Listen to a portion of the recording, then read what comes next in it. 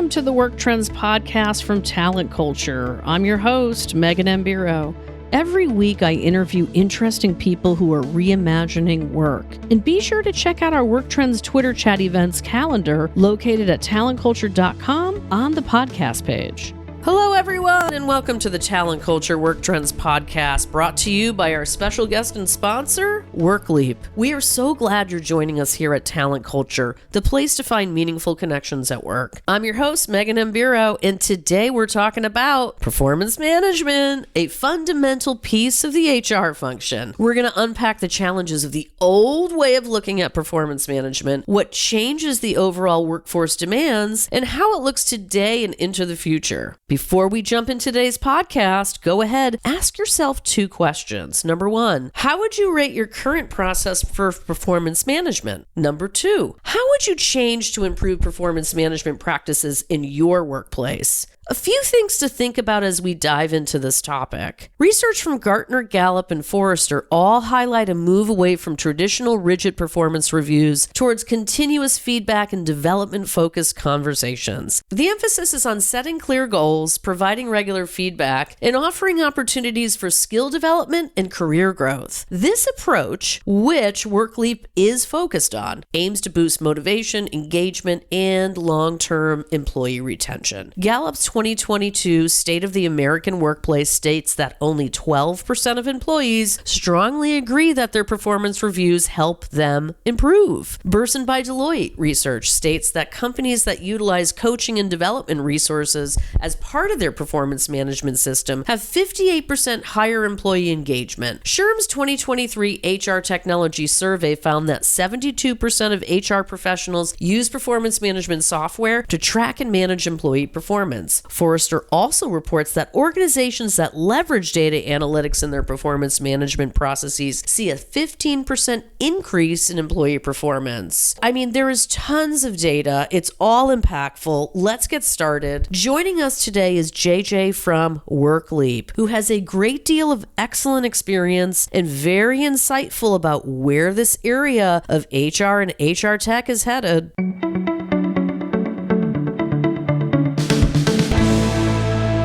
With over 2 decades of experience as a leader and coach in human resources, JJ brings a unique blend of passion, empathy, and strategic acumen to her position at Workleap. She ensures that the organization's products align seamlessly with the needs of diverse verticals and is committed to staying ahead of HR market trends and conducting consumer research. She is committed to also building innovative solutions that are centered around, guess who? People. Before joining Workleap, she held leadership roles at organizations including Triton Digital and several other tech companies. JJ is also the host of Vibe Check, a podcast that provides genuine insights from experts in the field of leveraging the human factor to boost business success. We are so glad you're here today with us, JJ. Welcome. Thank you. I'm the one that's glad to be here. Oh, well, we are excited. And can you tell us just very briefly, where are you calling in from today? I am dialing in from very cloudy Montreal, Canada, ma'am. Ah, that's a gorgeous,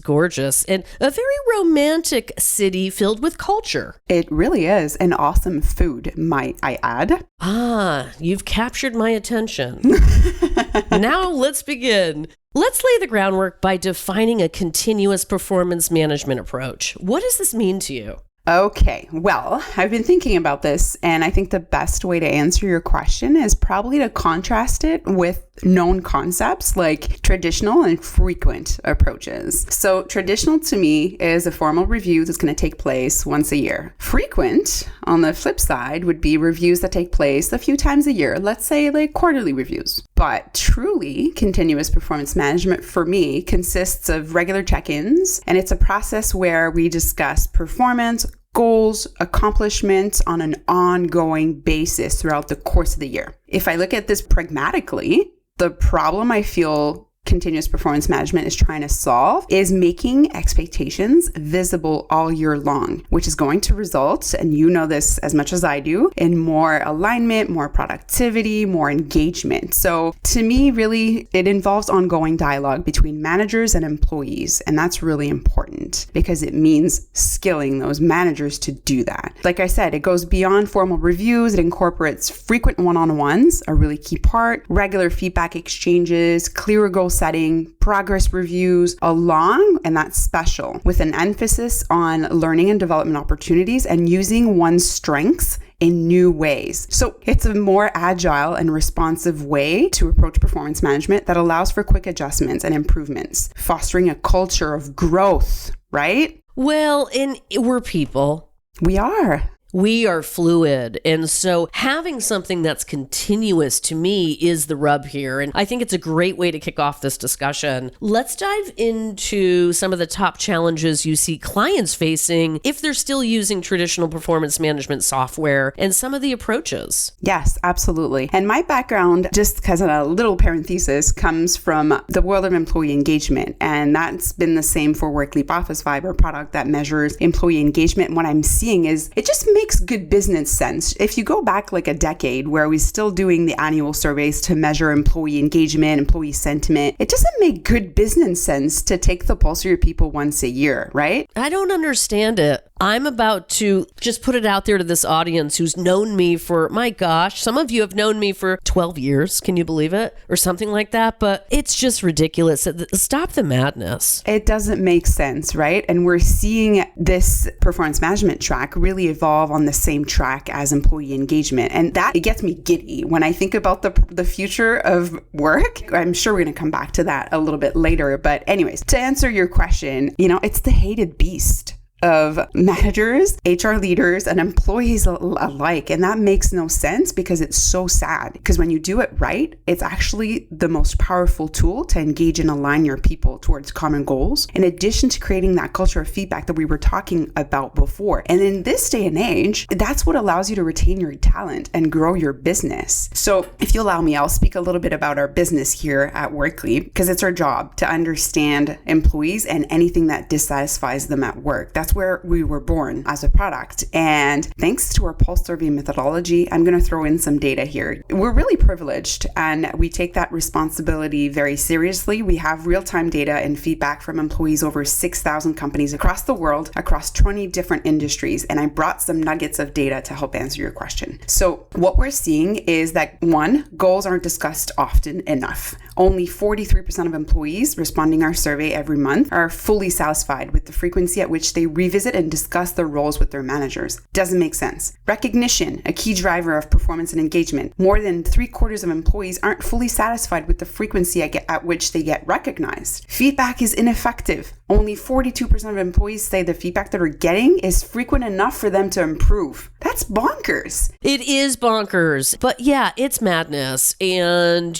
if anyone out there in the audience is tuning into, say, news over at Google recently, the idea of being able to communicate continuously, right? And not dropping the ball on your people with a mass email out of the blue when, you could have developed a rapport with this person. Somebody could have, right? At some level of the organization. Guess what it is? It's lazy. It is lazy. And to add to that, I think fairness is a big issue here. If we're looking at the rapport between those employees and those employers, it makes no sense to me that more than 50% of employees feel like their job performance isn't evaluated fairly. That's a key element. So if we're trying to solve for continuous rapport between managers and employees, clear goals, which is driving your business's success, sustained performance, it's clear that from our data and from any other source out there that we're doing something fundamentally wrong. And I went deeper. I went to look not at just the stats. I went to also look at the actual written feedback. And we built a feature inside our product that allows us to analyze the gazillions of feedback pieces that we get. And I found some really interesting stuff just to reinforce what we're saying here. The topic of performance management, when I look it up, it's correlated with the following topics: feedback, regular basis, manager,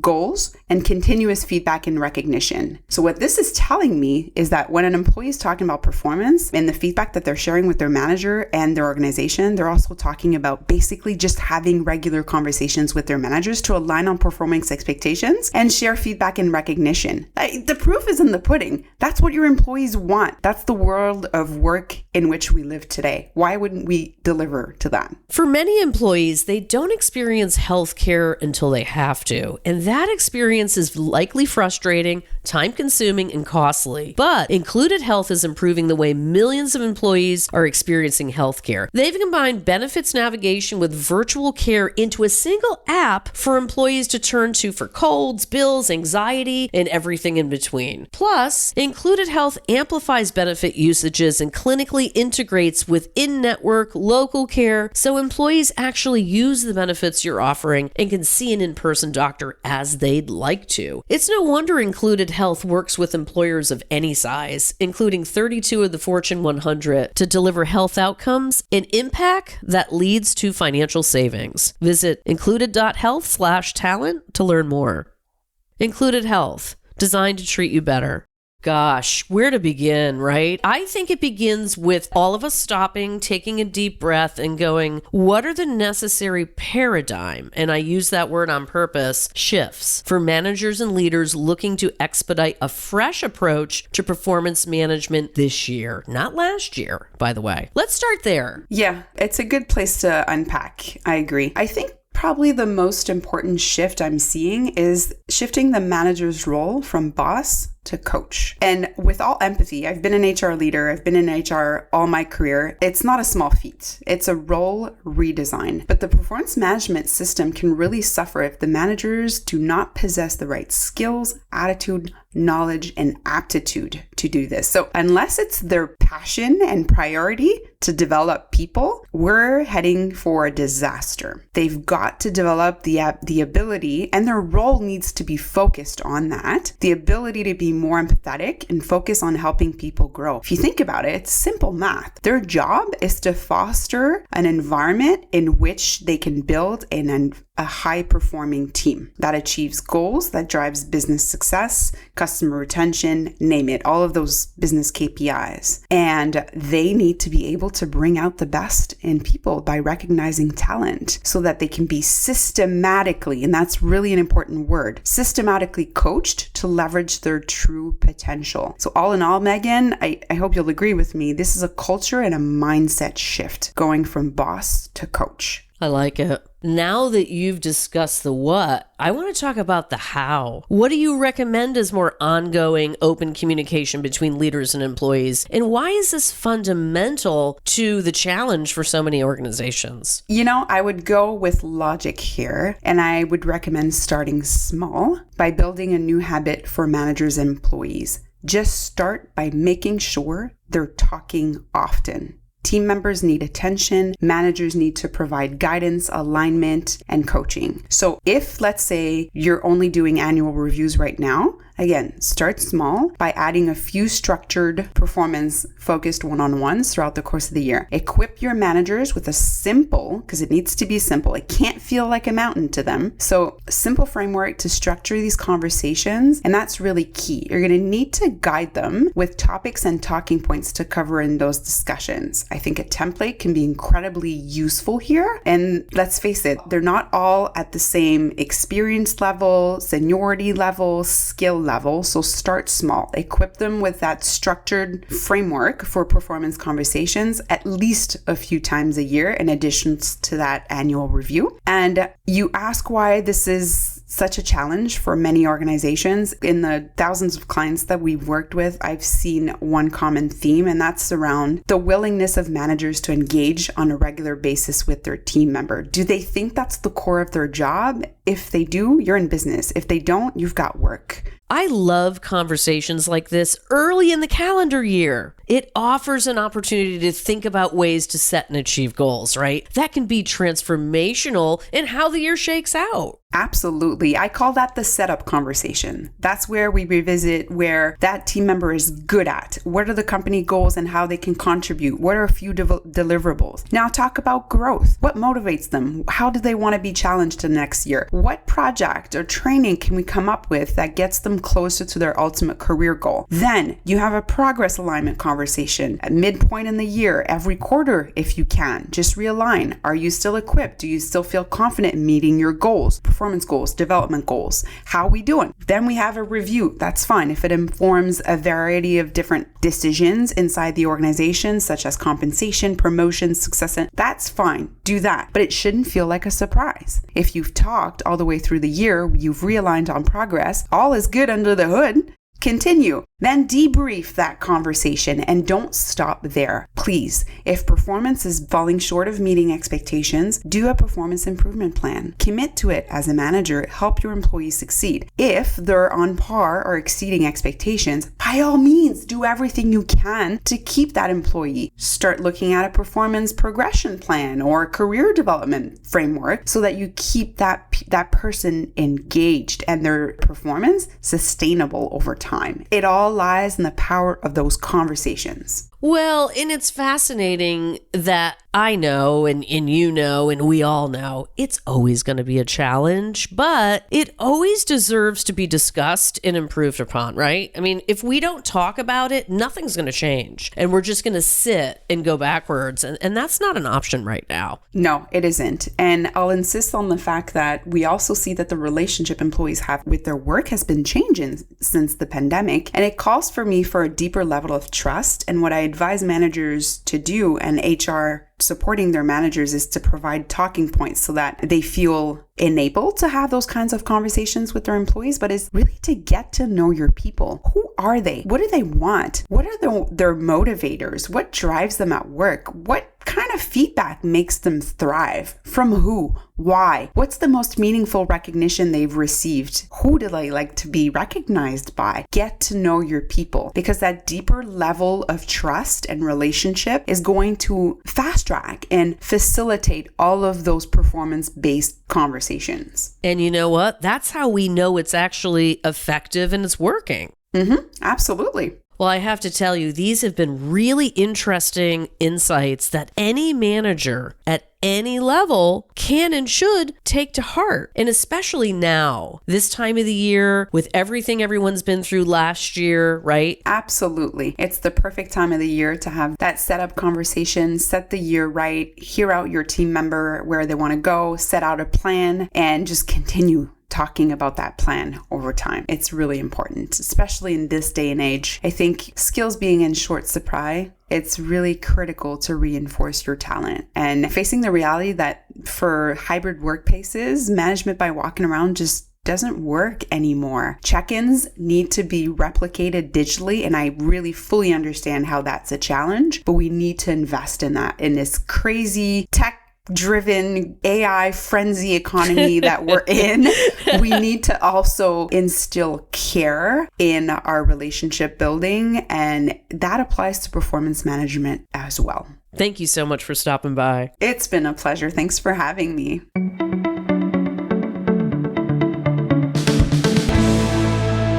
What a great conversation with JJ today. Here are a few key takeaways worth your consideration. Number one, if your organization is discussing ways to improve motivation, engagement, and long-term employee retention, and you weren't looking at your performance management model, it's probably an important action item to put on your list. Number two, simply put, nimbleness is your friend. Number three, by fostering a culture where everyone is continually learning, growing, and improving, everyone wins. This takes work and commitment and is absolutely worth the effort. And listeners, please be sure to go check them out at workleap.com. Last but not least, we want to hear from you. How would you, talent culture community, rate your current performance management systems? How do you feel that your leadership team embraces continuous learning as part of your performance management initiatives? And do you have tips to share? We love tips. Let us know. Do you have tips to share that will help organizations around the world embrace a culture of agility and nimbleness? Visit us on X, LinkedIn, and Instagram to share your responses to these questions, or feel free to contact me personally at Megan M. Bureau on the socials or mbureau@talentculture.com. Make sure to share this with your friends, your colleagues, send us a question. As always, thanks for listening to the Work Trends Podcast. If you love what we do here, drop us a line. You can reach out. You know where to find us, right? Use the hashtag WorkTrends. We'll see y'all again soon. Thanks for joining us today, and I hope you enjoyed today's conversation as much as I did. You can hear all of our Work Trends podcasts on Spotify and Apple Podcasts and beyond. And be sure to subscribe so you can listen on the go and stay up to date on all the latest news you need. Catch up with you next time, and I hope today's information made you wiser, happier, and more informed.